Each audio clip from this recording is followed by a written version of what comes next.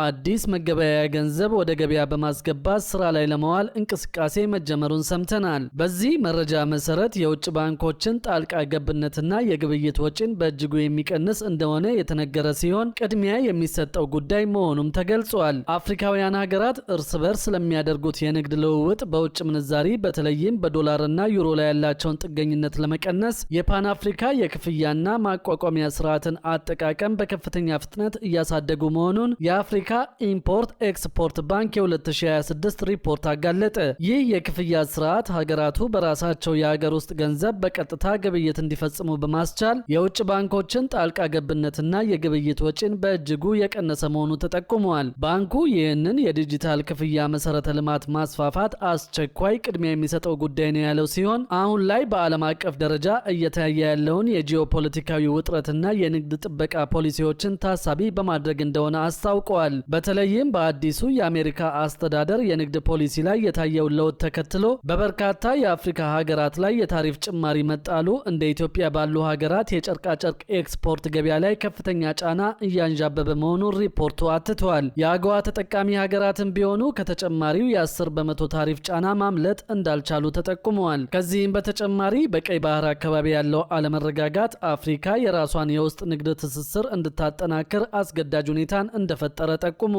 ምንም እንኳን የአፍሪካ አጠቃላይ የዓለም አቀፍ ንግድ ድርሻ አሁንም ዝቅተኛ ቢሆንም በ2025 የአፍሪካ የእርስ በርስ ንግድ በ5.4 በመቶ በማደግ ወደ 213.8 ቢሊዮን ዶላር ከፍ ማለቱ ተመዝግበዋል። ለዚህ እድገት ኢትዮጵያ፣ ዩጋንዳ፣ ዲሞክራቲክ ሪፐብሊክ ኮንጎ፣ ዛምቢያና ደቡብ አፍሪካ ግንባር ቀደም ሚና ተጫውተዋል። ሪፖርቱ አክሎም የአፍሪካ ሀገራት አሁን ላይ ከገጠማቸው የታሪፍ ጫና፣ የውጭ ምንዛሪ እጥረትና የውጭ ተጽዕኖ ለማምለጥ ንግዳቸውን ይበልጥ ወደ ብሪክስ ሀገራት ማለትም ወደ ቻይና፣ ህንድ፣ ብራዚልና የተባበሩት አረብ ኤምሬትስ በማዞር አማራጭ ገበያዎችን መፍጠር እንዳለባቸው አጥብቆ መክረዋል።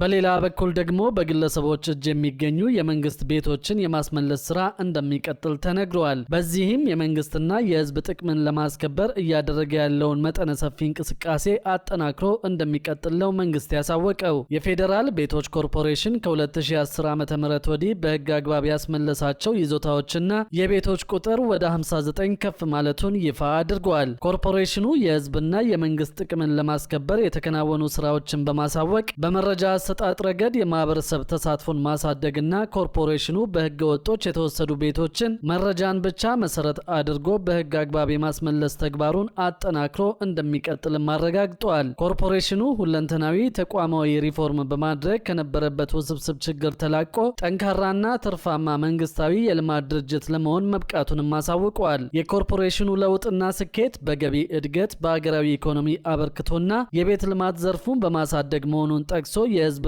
የመንግስት ይዞታ የሆኑ ቤቶችን ህልውናቸውን ለማስጠበቅ እየተከናወኑ ያሉ ውጤታማ ስራዎችን በጉልህ እንደሚጠቀሱ አስታውቀዋል።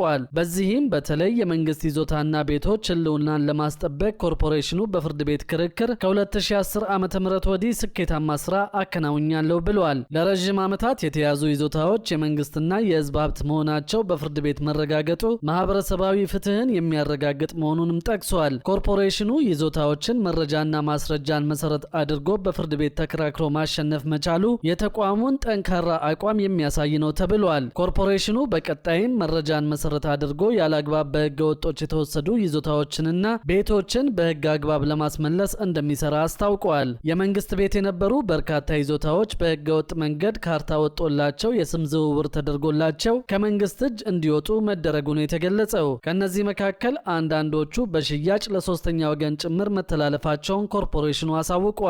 በዚህ መልኩ ከ40 ዓመታት በላይ በግለሰቦች ስም የቆዩ የመንግስት ንብረቶችን ማስመለስ መቻሉ ነው የተጠቆመው። ይህ ጉዳይ ተጠናክሮ እንደሚቀጥልና የመንግስት ይዞታን ወደ ግለሰብ ያዞሩ ሰዎችን በማጣራት የማስመለስ ስራው ተጠናክሮ እንደሚካሄድና መረጃ የመሰብሰብ ስራው በዘላቂነት እንደሚቀጥልም አሳውቀዋል። በተመሳሳይ መንገድ የተመለሱ ይዞታና ቤቶችን ጉዳይ ለህብረተሰቡ ይፋ የሚያደርግ መሆኑን ጠቅሶ የማህበረሰቡ ተሳትፎ ተጠናክሮ እንዲቀጥል ጠይቀዋል። የቀበሌ ቤቶችን ወደ ግለሰብ ስም ያዞሩ ሰዎችም ዋነኛ ትኩረት ሆነው መቀጠል እንዳለባቸው መንግስት ወስኖ በመንቀሳቀስ ላይ እንደሚገኝም ታውቋል።